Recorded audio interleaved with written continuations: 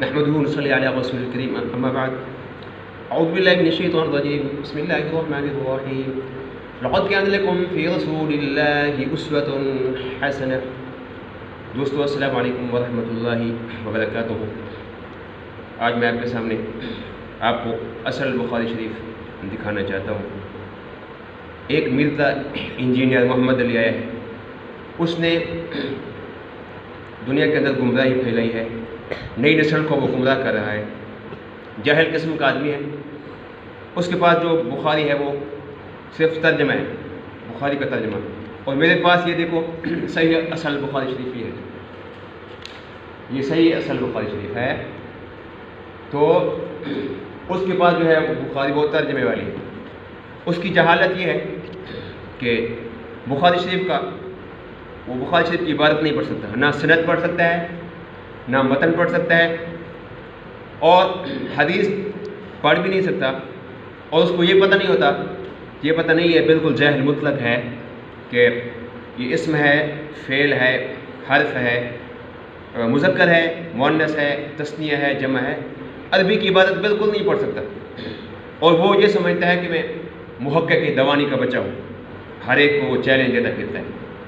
آج میں اس کو چیلنج دینے لگا ہوں.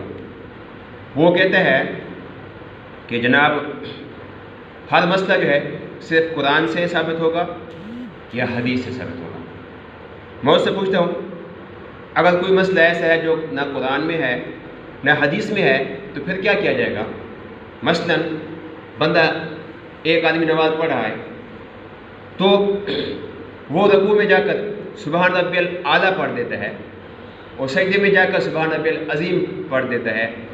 تو میرا سوال ہے انجینئر سے کہ اس کی نماز ہوگی یا نہیں ہوگی؟ یہ بات صرف قرآن سے دکھانا ہوگی یا حدیث سے دکھانا ہوگی؟ اور اسی طرح میرے بھائیوں، یہ جو ہم بھینس کا گوشت کھاتے ہیں، سب لوگ کھاتے ہیں، انجینئر بھی کھاتا ہوگا، اس کے ماننے والے بھی کھاتے ہوں گے. تو بھینس حلال ہے یا حرام ہے اس کا گوشت؟ یہ بات نہ قرآن میں ہے نہ حدیث میں ہے. تو پھر فتویٰ دے مرزا انجینئر کہ بھینس حرام ہے، اس کا دودھ بھی حرام ہے. تو میرے بھائیوں، ہم اہل سنت والجماعت ہیں اور ہم 4 دلائل کو مانتے ہیں. نمبر 1، سب سے پہلے ہم قرآن پاک سے دلیل کو لیتے ہیں.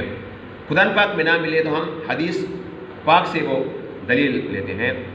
حدیث میں نہ ملے تو اجماع صحابہ سے ہم لیتے ہیں.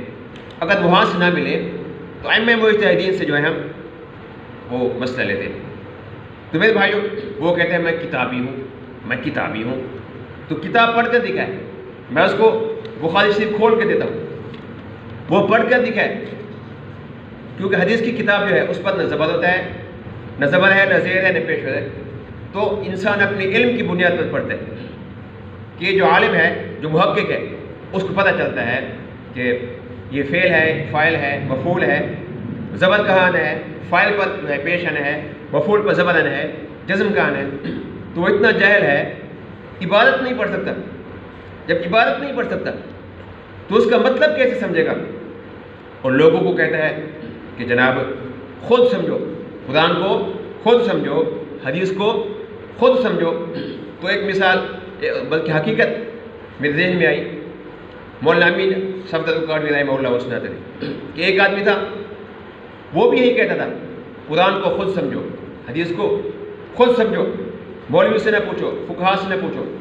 تو ایک محدث حدیث پڑھا رہے تھے، لا صلاۃ الا بحضور القلب.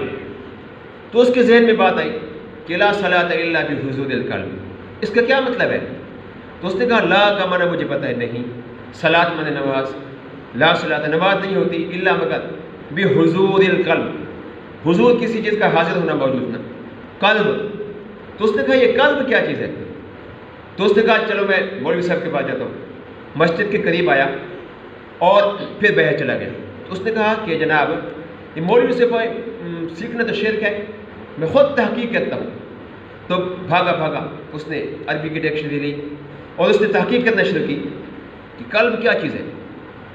تو میرے بھائیوں، اگر قاف موٹا ہو قلب، اس کا مطلب ہوتا ہے دل، اور اگر کاف باریک ہو تو اس کا مطلب ہوتا ہے کتا. تو اس کو جلدی تھی، تو اس نے جب وہ ڈکشنری کھولی تو بری کا قلب نکلا ہے، تو اس کا مطلب تھا کتا. تو اس نے ترجمہ کیا کیا کہ لا صلاۃ الا بحضور القلب، نماز نہیں ہوتی مگر جب تک کتا موجود نہ ہو. تو اس نے ایک کتا خریدا اور اس کے باندھنے کے لیے ایک قلعہ وغیرہ لگایا، تو نماز شروع کر دی.